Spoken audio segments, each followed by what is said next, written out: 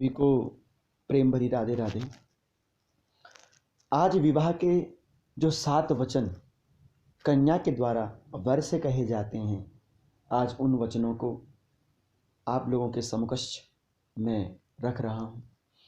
विवाह होने के उपरांत जब 7 परिक्रमाएं पूर्ण होती है, तो 7 परिक्रमाएं पूर्ण होने के उपरांत यहाँ पर कन्या अपने पति के वाम अंग में बैठती है, बाएं अंग में बैठती है। लेकिन विवाह होने के उपरांत भी कन्या अपने पति के दाहिनी ओर बैठी है। तो वर कन्या से कहता है कि स्त्रीणाम स्थितिर्वाम पार्श्वे कथम त्वं दक्षिणे स्थिता मया विवाहिता दत्ता तव पितराच बंधुभिः। अर्थात वर कहता है कि प्रत्येक स्त्री विवाह होने के बाद अपने पति के वाम अंग में बैठती है, वामांग बैठती है, लेकिन तुम अभी तक मेरे दक्षिण स्थान पर बैठी हो। मया विवाहिता दत्ता, मैंने तुमसे विवाह कर लिया है। तव पितराच बंधुभिः, समस्त सगे संबंधियों ने तुम्हारा विवाह मेरे साथ किया है।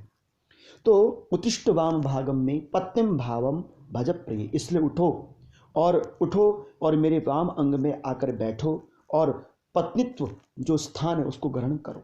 हाँ, यदि यत्किंचित तव चिते अस्ति तदस्व ममाग्रतः, और यदि तुम्हारे मन में कोई बात है, कुछ कहना चाहती हो, तो आप मेरे सामने अभी कह सकती हैं, मैं उनको सुनने को तैयार हूँ। तो वर के वचनों को सुनने के उपरांत कन्या वर से कह रही हैं कि न दानेन विवाहो अस्ति लाजा होमेन नैवहि विवाहो अस्तु तदा गेयो यदा सप्तपदाक्रम। कन्या कहती है, स्वामी, मात्र केवल लाजा होम आदि परिक्रमाएं करने से विवाह की पूर्णता नहीं होती। जैसे हर एक पूजा की पूर्णता आरती की ओर जाती है, नमस्कार की ओर जाती है, क्षमा प्रार्थना की ओर जाती है, ऐसे ही कन्या का विवाह होने के उपरांत लड़की की कन्या के 7 वचन जो कहती है, उन वचनों को मैं आपके सामने कहूँ, और यदि आप मेरे उन वचनों को मानेंगे, एवं यदि परमाणम ते वामांगम संभजाम्य हम, यदि आप मेरे उन वचनों को मानेंगे तो मैं आपके सामने जरूर आऊँगी। मेरे 7 वचन मैं आपसे कहना चाहती हूँ। तो प्रथम वचन में लड़की अपने पति से अन्न धन की वृद्धि के लिए पहला वचन मांग रही है। पहले वचन में लड़की कहती है कि धनम धान्यम च मिष्टान्नम व्यंजनाद्य च यद्गृही मद्धीनम ही कर्तव्यम तथा अस्ति स्वीकरोम्यहम्।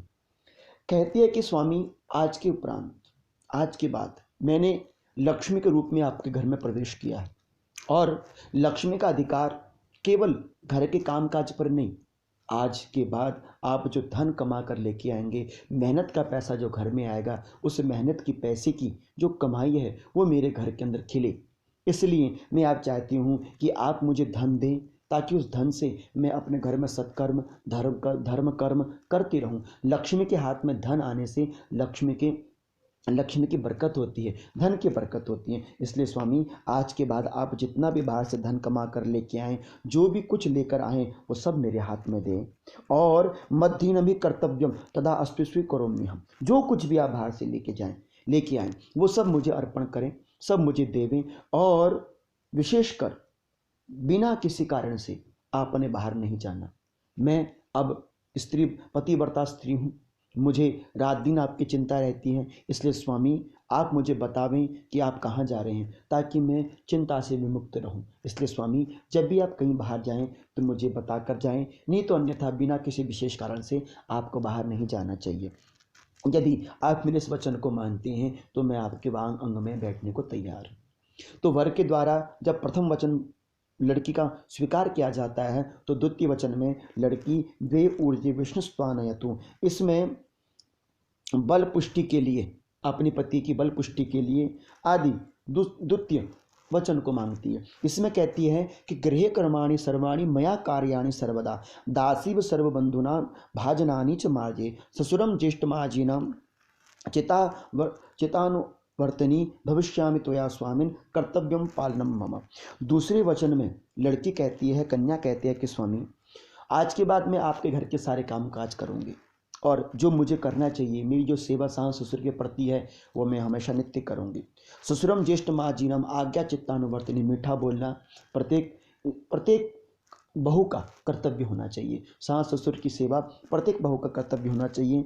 तो ये समस्त कार्य समस्त कर्म मैं अपने घर में करूँगी, मीठा बोलूँगी, सास ससुर के प्रति हमेशा स्नेह पूर्ण भाव रखूँगी। लेकिन स्वामी सबकी सेवा तो मैं करूँगी, लेकिन मेरा ध्यान कौन रखेगा? इसलिए स्वामी द्वितीय वचन में मैं आपसे चाहती हूँ कि आप भी मेरा उतना ही ध्यान रखें जितना मैं अपने परिवार वालों का ध्यान रखूँगी। अगर आप मेरे इस वचन को मानते हो तो मैं आपके वाम अंग में बैठने को तैयार हूँ। तो वर जी के द्वारा द्वितीय वचन भी स्वीकार किया गया।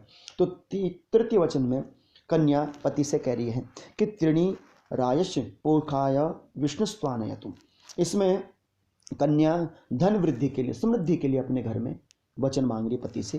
कह रही है कि पालिताहम च दुखेन मात्रा पित्रा च बंधुभिः तरेव दत्ता सलिलम हस्ते गुह्य अग्निसन्निधौ प्रोहितः गुरु प्राज्ञः सर्व बंधु समागमे जातिरन्या च मे जाता गोत्रम नाम कुलम तथा सुखेन सर्वे जीवन्तु परंतु न बलम मम त्वयि नाथपति चास्मि कर्तव्यम पालनम मम। इसमें कन्या कहती है कि स्वामी मेरे माता पिता ने, हर एक पिता अपनी बेटी को बड़ी कष्टों से पालता है और बड़ी लाड़ प्यार से पालता है।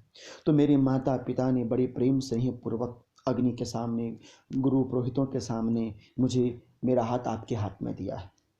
आज के बाद सबसे बड़ा जीवन का त्याग जो स्त्री करती है कि जाति रन्या चमे जाता गोत्रम नाम कुलम तथा। जीवन का सबसे बड़ा त्याग यदि स्त्री करती है तो वो अपने गोत्र का त्याग करके आती है, अपनी जाति का त्याग करके आती है, अपनी माता पिता का जो खून का रिश्ता उसको तोड़कर अपने पति के घर में आती है। स्वामी मैं अपनी जाति को आपकी जाति से मिलाती हूँ, अपने गोत्र को आपके गोत्र से मिलाती हूँ। जो आप हैं वो मैं हूँ और जो मैं हूँ वो आप बन जाइए।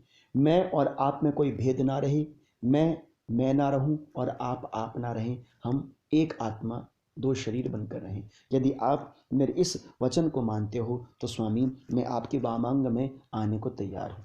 तो वर्जी के द्वारा यह तृतीय वचन भी स्वीकार किया गया। तो चत्वारी मयो भवाय विष्णुस्त्वानयतु। और चौथे वचन में लड़की विष्णु स्वरूप पर से धन धान्य की वृद्धि के लिए ये वचन का मांग रही है कि सुख दुखानि सर्वाणि भुंजाना त्वचा सह त्वयि प्रसन्ने सुमुखी रुष्टे च प्रियवादिनी भवतः सुखमिच्छन्ति गौर्याराधनम तत्परा भविष्यामि त्वया स्वामिन् कर्तव्यम पालनम मम। चौथे वचन में लड़की कह रही है, कन्या कहती है कि सुख दुखानि सर्वाणि, घर के अंदर सुख भी होंगे, घर के अंदर दुख भी होंगे, लेकिन स्वामी घर के अंदर सुख आएंगे तो मैं आपके साथ भोगूंगी, दुख आएंगे तो मैं आपके साथ भोगूंगी। वो स्त्री जीवन में कभी सुखी नहीं रह सकती जो अपने ससुराल के दुख अपने मायके में बताती है।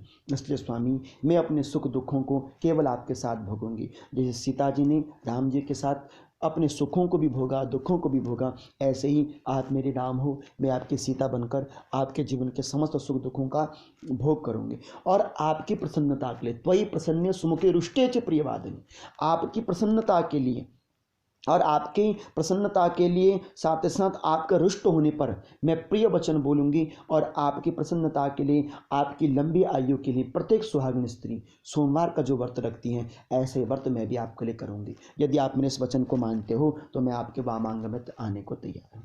तो पति के द्वारा, वर्जी के द्वारा यह चौथा वचन भी स्वीकार किया गया। अब पाँचवें वचन में कन्या कह रही हैं कि कुटुंबम पालनीयम च त्वया यौवन वर्धकी यदि वांछामि ते स्वामिन् तद्देयं सदा मम कोपश्चितेन वेकार्यः सदेयं प्रार्थना मम एवं यदि प्रमाणं ते वामांगम संभजामि। इस पांचवें वचन में कन्या कहती हैं कि स्वामी परिवार चलाना कोई छोटी बात नहीं है। परिवार के अंदर सुख दुख के साथ साथ परिवार का नियोजन संयोजन प्रत्येक चीज पति और पत्नी को देखने पड़ते हैं।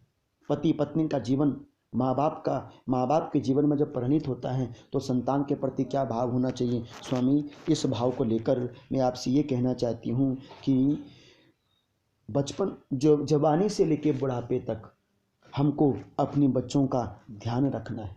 बच्चे माँ बाप की सबसे बड़ी संपत्ति होती हैं। इसलिए स्वामी मैं आपसे चाहती हूँ कि कुटुंबम पालनीयम च वृद्धावस्था, युवावस्था से वृद्धावस्था तक हम अपने कुटुंब का पालन करें, आप अपने कुटुंब का पालन करें। और यदि वांछामि ते स्वामिन्, तद्देयम सदा मम, और जो कुछ मैं आपसे उचित मांग करूं, धर्म के लिए मांग करूं, जो हमारे घर के लिए ज़रूरी है, अगर वो मांग हमको चाहिए, वो चीज़ हमको चाहिए, अगर उस चीज़ के लिए मैं अगर आपसे कुछ मांगूं तो स्वामी आपको ना नहीं कहनी होगी, आपको वो चीज़ मुझे देनी होगी, और बार बार मेरे मांगने पर आपको क्रोध नहीं करना होगा।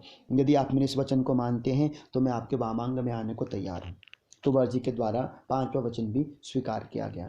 और छठवें वचन में कन्या अपने पति से कह रही है कि सर्वबंधु जनः स्वामिन् भवतो दासतां गताः जलपात्र कंकणाभ्याम दत्ताम अहम प्रेम पूर्वकम त्वया कदापि नो वाच्यम किम दत्तम तव बंधुभिः अवश्यम सह संवासात् कलिर्वेन्द्रणाम तदा कदापि नो दुरुक्तम च नो धार्यम त्वयि यदि भृत्यापराधः क्षमत्तव्यः स्वामिना ननु सर्वदा एवं यदि प्रमाणम ते वामांगम संभजाम्यहम्। स्वामी, मेरे जितने भी भाई बंधु लोग थे सब आपके सामने हाथ जोड़े खड़े हैं।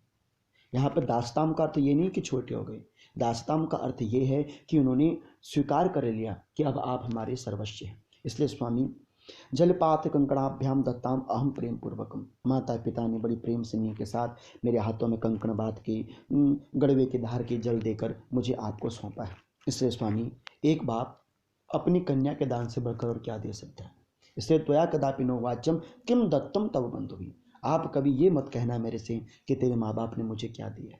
एक माँ बाप की संपत्ति उस संतान से बढ़कर क्या हो सकती है जिसको लाड़ प्यार से पालकर आपके हाथों में दिया है। इसलिए स्वामी, कभी ये मत कहना कि तुम्हारे माता पिता ने मुझे क्या दिया। सब कुछ तो सर्वस्व मैं हूँ उनका, और उन्होंने ही मुझे आपको सौंपा है। इसलिए स्वामी, कभी झगड़ा आपस में हो जाए तो स्वामी, असमंजस की स्थिति कभी हो जाए तो उसको हम दोनों आपस में हल करेंगे।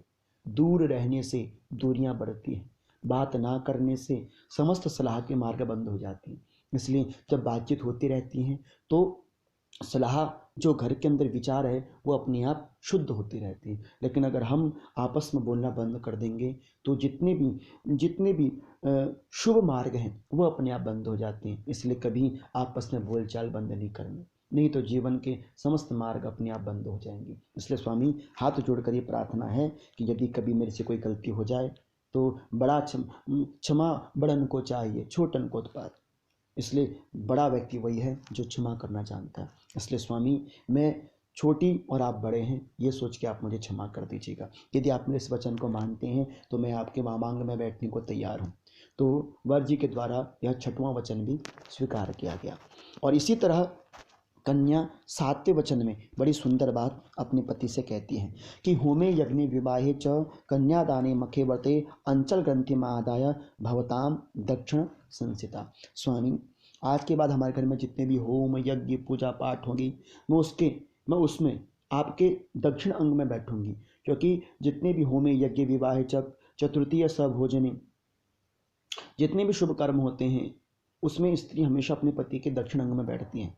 लेकिन जब ब्राह्मण के पैर धोए जाते हैं, जब पति पत्नी भगवान के मंदिर जाते हैं, तो उस समय पत्नी हमेशा अपने पति के वामांग में होती है।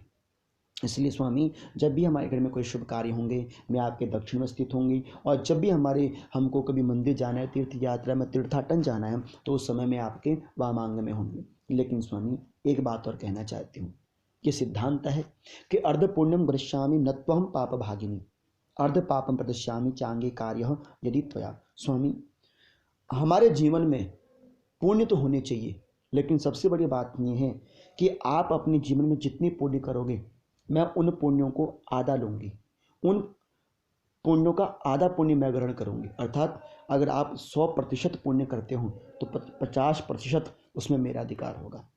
लेकिन स्वामी, अर्ध पापम प्रदश्यामि चांगे कार्य यदि त्वया, लेकिन यदि आप कोई पाप करते हो तो उस पाप की मैं भागिन नहीं बनूंगी, लेकिन मेरे से कोई पाप हो जाता है तो उसका फल आपको भी भोगना पड़ेगा। तो इसलिए स्वामी, एवं यदि प्रमाणम ते वामांकम संभजाम्यहम्।